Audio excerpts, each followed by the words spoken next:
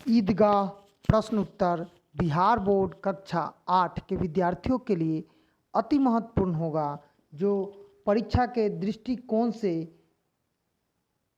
हिंदी ब के विद्यार्थियों के लिए।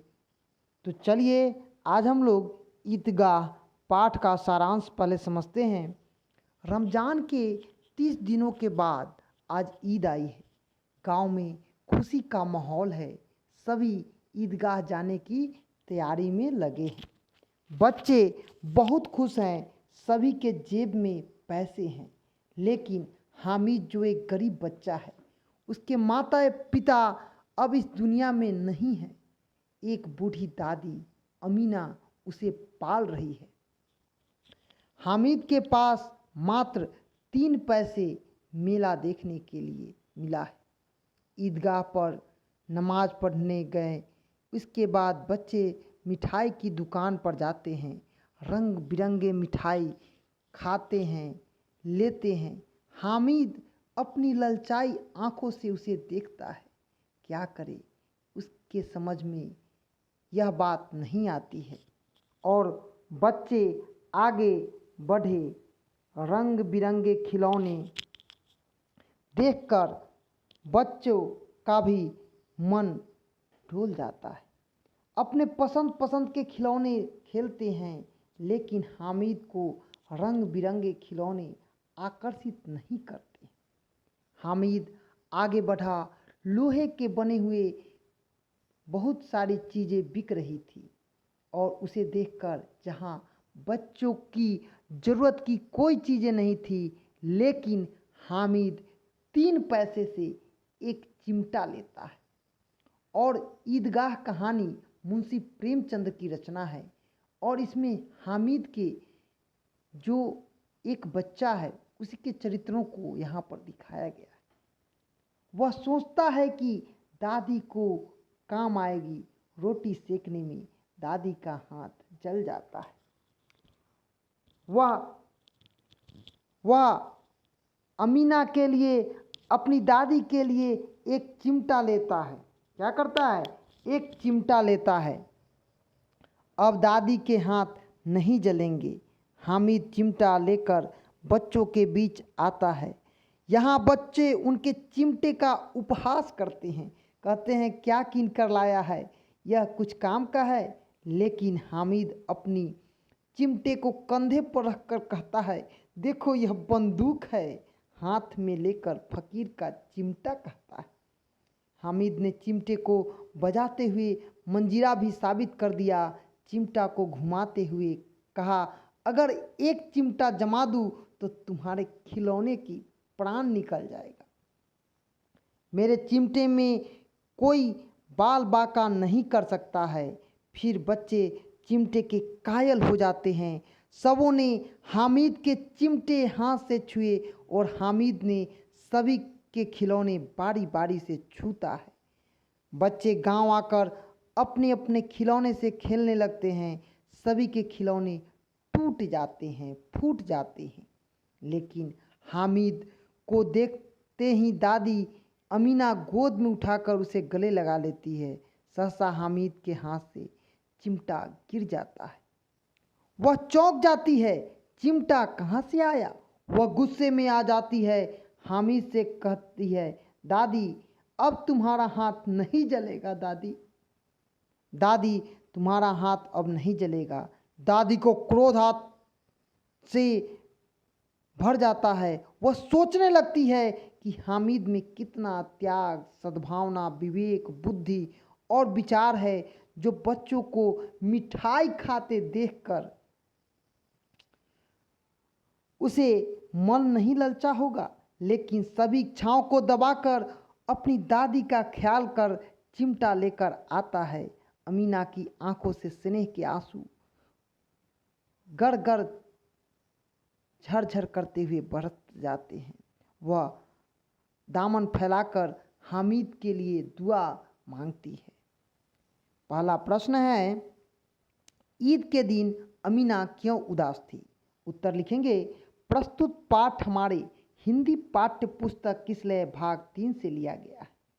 पाठ का नाम ईदगाह, लेखक का नाम प्रेमचंद है। ईद के दिन भी अमीना इसलिए उदास थी क्योंकि उसके घर में अन्न का एक दाना भी नहीं था। फिर भी हामिद अकेले कैसे 3 कोस पैदल चलकर ईदगाह जाएगा। दूसरा प्रश्न है, हामिद मिठाई या खिलौने के बदले चिमटे का चयन क्यों करता है। उत्तर लिखेंगे, प्रस्तुत पाठ हमारे हिंदी पाठ्य पुस्तक किसलय भाग 3 से लिया गया है। पाठ का नाम ईदगाह, लेखक का नाम प्रेमचंद्र है। बचपन में अगर अभावग्रस्त हो तो वह वयस्कों की तरह बालक सोचता है। हामिद ने सोच मिठाई से केवल जीवा की स्वाद बढ़ सकता है जो क्षण भर के लिए है। खिलौने मिट्टी के बने होते हैं जिस पर पानी पड़ने पर उसका रंग उड़ सकता है, ठोकर खाने से टूट फूट सकता है। लेकिन चिमटा न तो कभी टूटेगा न कभी फूटेगा, वह दादी को काम आएगा। दादी को रोटी सेकने के समय उंगलियां जल जाती है। यह सब बातें सोचकर हामिद चिमटा पसंद करता है और अपनी दादी के लिए वह चिमटा लेकर आता है। तीसरा प्रश्न है, मेला जाने से पहले दादी से क्या कहता है। उत्तर लिखेंगे, प्रस्तुत पाठ हमारे हिंदी पाठ्य पुस्तक किसलय भाग 3 से लिया गया है। पाठ का नाम ईदगाह, लेखक का नाम मुंशी प्रेमचंद्र है। मेला जाने से पहले हामिद दादी से कहता है, तुम डरना नहीं अम्मा, मैं सबसे पहले आऊँगा, आप बिल्कुल न डरना, बिल्कुल न डरना। चौथा प्रश्न है, मेला में चिमटा से पहले हामिद के मन में कौन कौन से विचार आए वर्णित कीजिए। उत्तर लिखेंगे, प्रस्तुत पाठ हमारे हिंदी पाठ्य पुस्तक किसलय भाग 3 से लिया गया है। पाठ का नाम ईदगाह, लेखक का नाम प्रेमचंद्र है। मेला में चिमटा खरीदने से पहले हामिद के मन में एक वयस्क की तरह अनेक विचार आते हैं। खिलौने सभी अच्छे हैं लेकिन हर एक का दाम 2 पैसा है। सभी खिलौने मिट्टी के बने हैं।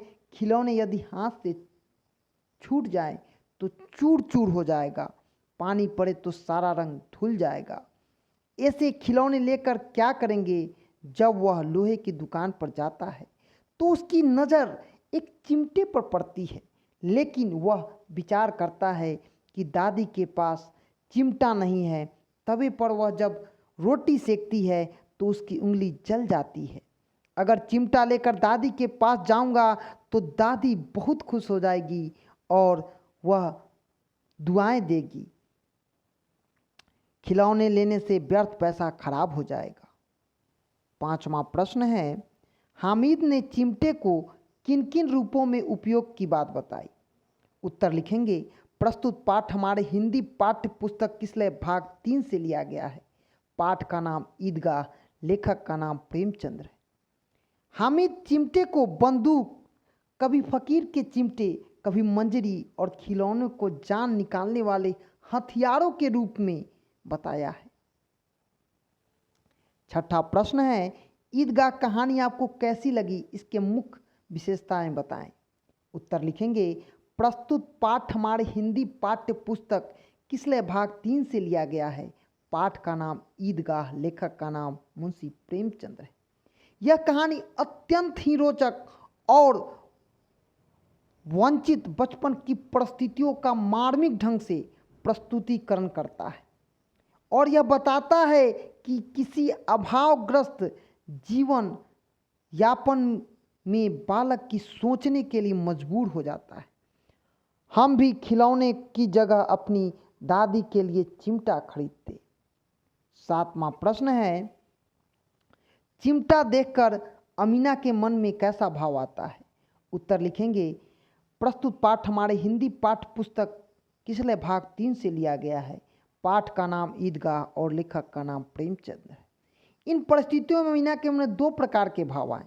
पहला, लड़का कितना बेसमझ है, न कुछ खाया न पिया और न कोई खिलौना लिया, वह चिमटा क्यों ले आया।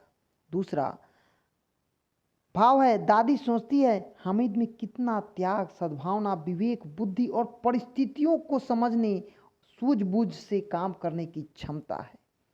तो आज हम लोग ईदगाह प्रश्न उत्तर किए हैं, जो बिहार बोर्ड कक्षा 8 के विद्यार्थी के साथ साथ जो उर्दू के विद्यार्थी हैं उनके लिए भी ये अति महत्वपूर्ण होगा। तो मेरे चैनल को लाइक करें, सब्सक्राइब करें। जय हिंद, जय भारत।